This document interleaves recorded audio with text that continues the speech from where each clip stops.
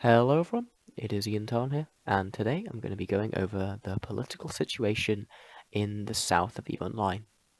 And the reason why I wanted to go over this is because I kind of have a unique,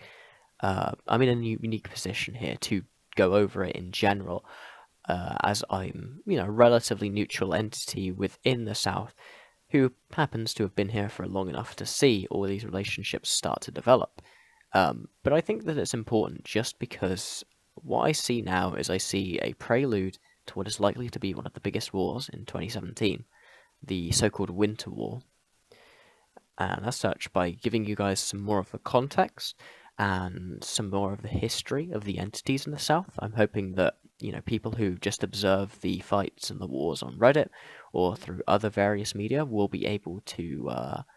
have a little more fun with it and understand why things are going the way they are. So without further ado, let's take a look at the South. I've got a picture of it here.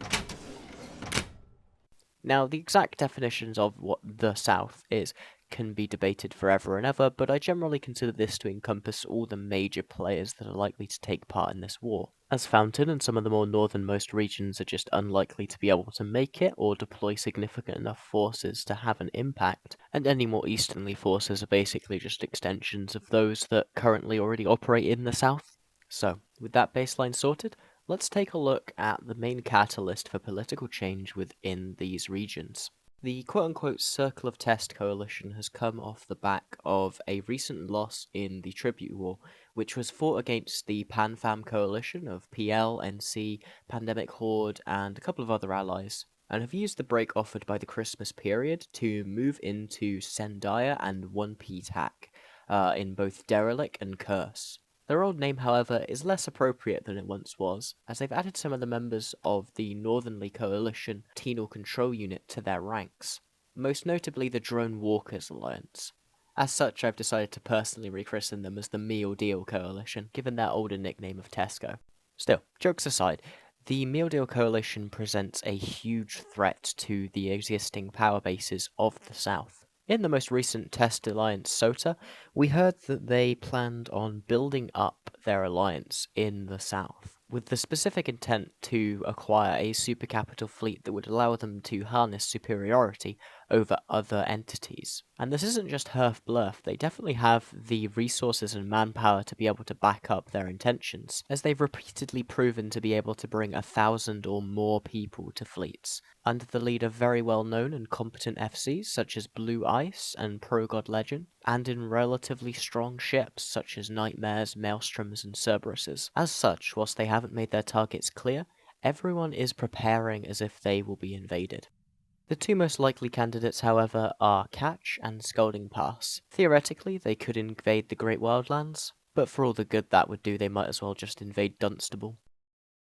If the Meal Deal Coalition chooses to invade Catch, they will be running up against Stainwagon, which is the coalition with the longest history as a member of the South, and whilst the backbone of their coalition can be traced back to, as the name suggests,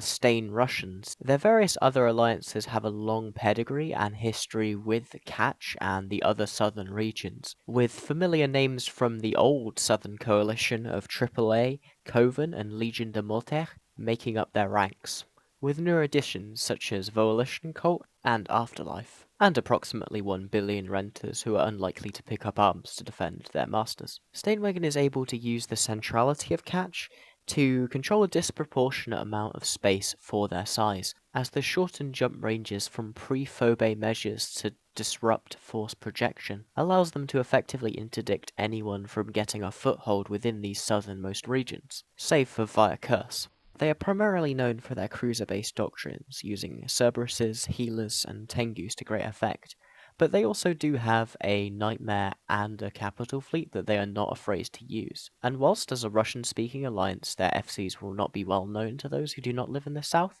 as a neighbour I can vouch for their efficacy on the battlefield. However, if it came down to a straight fight between Stainwagon and the Meal Deal Coalition, there is no doubt in my mind that Stainwagon would be at an incredible numbers disadvantage, as they are typically only able to draw on a maximum of 300 to 400 pilots. One of the quirks of Steinwagen politics, however, is the fact that they will allow semi-hostile entities to exist within their space in return for not harassing them or the people that they operate with. This typically comes from the harassment of one of their allies for a long period of time. For example, Lumpy and Just Let It Happen were able to gain their own space as a result of their continued harassment of Volt. And whilst these entities do have a non-aggression pact with Steinwagen, it was very dubious as to where their loyalties lie, as whilst they have been enjoying being able to spar with the Steinwagen forces, from what I am aware of, there have been no agreements of mutual defence between the entities. However, between them, they do represent a significant third party within this war, with Lumpy and Just Let It Happen being incredibly strong alliances for their size, and Dangerous Voltage and Tactical Supremacy having the potential to provide off-time zone support for the obviously Russian time zone bound Steinwagen. Interestingly, however, these alliances came to catch after the Refu-B War, where the Imperium invaded Delve following World War B, and staged in Curse similarly to the way that Test is currently staged. As such, given their experience, I expect them to provide both a wonderful barometer and viewpoint on how the war is going, with any switches in loyalty likely indicating a shift in the balance of power between the two opposing entities. So it will be important to keep an eye on what they say and do in the first stages of the Winter War. The second entity that the Meal Deal Coalition may find themselves either facing or allied with is the Vanguard Coalition, which is spearheaded by the Triumvirate Alliance. These guys have been consistently active in the south, probing out various different regions for the better part of a year and a half, with their last deployment taking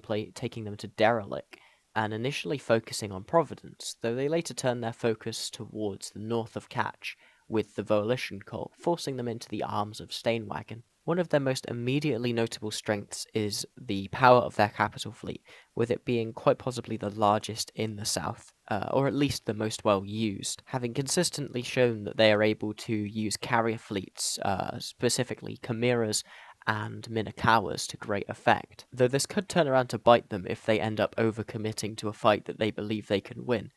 potentially leading to a BTAC R5 scenario in miniature, as they do not have a super capital fleet that can contest against Goons or Legion of Death, though it should not be underestimated either way. It is, however, most likely that they are going to be allied with the Meal Deal Coalition on an invasion of Catch, due to the history in the area, as they recently took part in a war against Steinwagen earlier this year, which they decisively won. This victory left Vanguard Coalition with a significant amount of territorial gains to the west of their current holdings, which, following some capricious politicking from FCON, was secured by the Phoenix Confederation, who were initially given free rein to take space from non-aligned entities in the south by Steinwagen, who only to swap alignment later on during the war with Vanguard, as it turned in the favour of the Triumvirate-led coalition. And whilst they are, in theory, independent, they do have a nip-nap with Tri, which is reportedly secured by a third party holding financial leverage over their alliance, and effectively provide a buffer zone between Vanguard and Steinwagen that is allied towards the Vanguard coalition, as they have assisted Vanguard in almost all of their fights up until now. And whilst their FC team is recently new, as until very recently they were members of the Imperium, only marching to the beat of their own drum and coming south following the eviction from their lands in World War B, they can bring a significant amount of people to fights. However, rather than bringing large numbers of battleships or other heavy hitters, FCON is primarily known in the south for bringing large quantities of Zwippals as support for Vanguard to volley through logistics wings of other heavy asset fleets. And whilst this has proven to be incredibly effective, it has not been done without mockery from other alliances in the south. Still, should the Vanguard Coalition decide to assist the Meal Deal Coalition in the invasion of Catch, I would expect to see FCON fighting right alongside them, and eventually probably taking a large quantity of the gains in the southern areas, such as Omist, should Steinwagen be driven to full extinction. Stuck awkwardly betwixt this menage a trois of hostile forces is Proviblock. which has various degrees of experience in fighting all three of them to varying levels of success, going all the way back to the days of the Honey Badger Coalition, which was formed by Pandemic Legion and Test, being in catch after their original eviction of the Southern Coalition forces, of which a lot of remnants now create the Stainwagon Coalition. However, up until now they have basically been fastidiously neutral towards any form of Southern warfare, and will likely focus, if anything, on third-partying the conflict than actively trying to direct its flow towards their own gain. Their doctrines include nightmares, tech threes, and a few other things. However, as it's where I reside, I don't really want to masturbate too furiously over it, so let's move on to the supporting cast of the war, the other entities that, whilst not perhaps directly Southern, are going to have a huge impact on how this war develops as time goes on.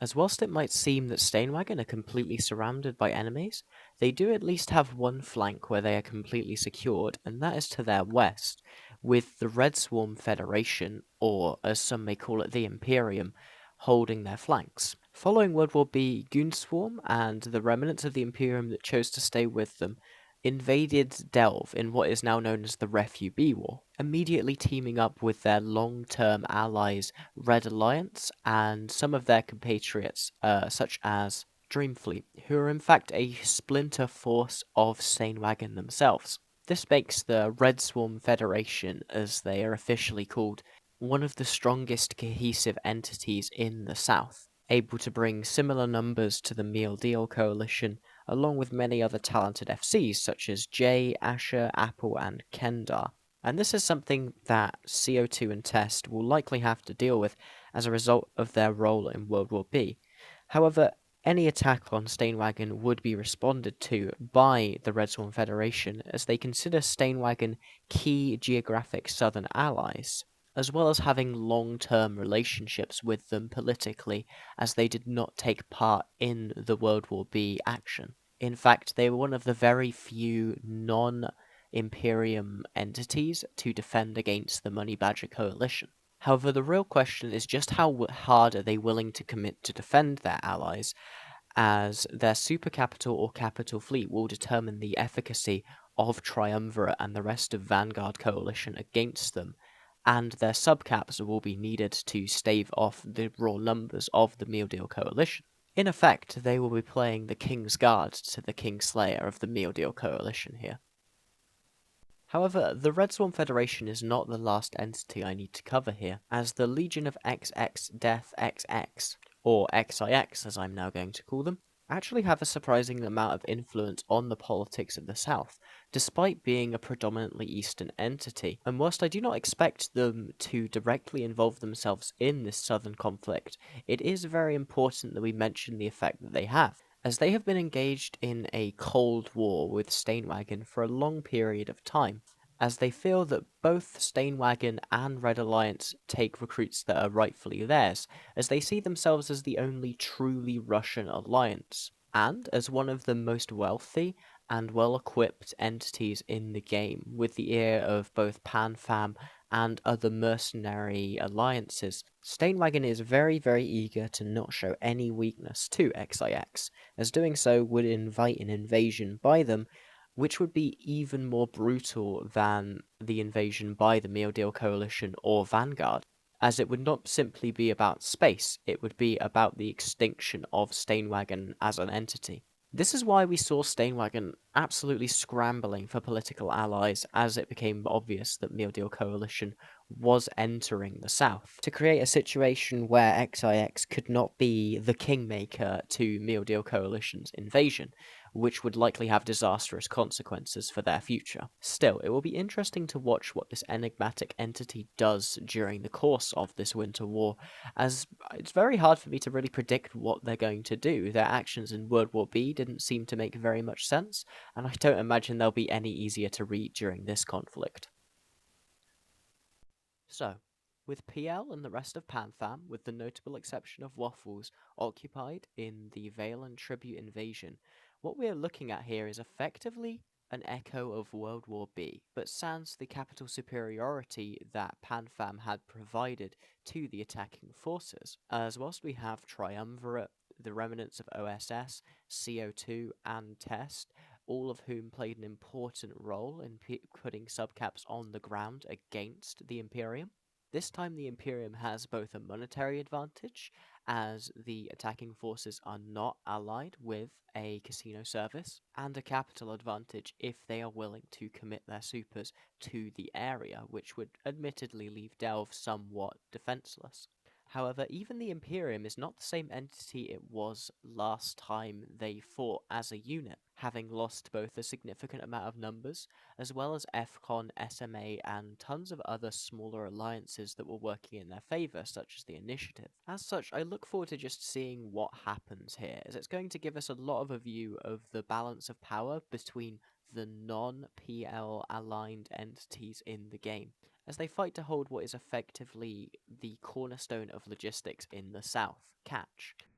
I hope this little brief tour around the politics of the South has given you filthy northerners some context for the oncoming war, to make those frags extra dank and those memes extra spicy. I know that this wasn't 100% in detail, and I didn't cover absolutely every little nuance of all of the entities here,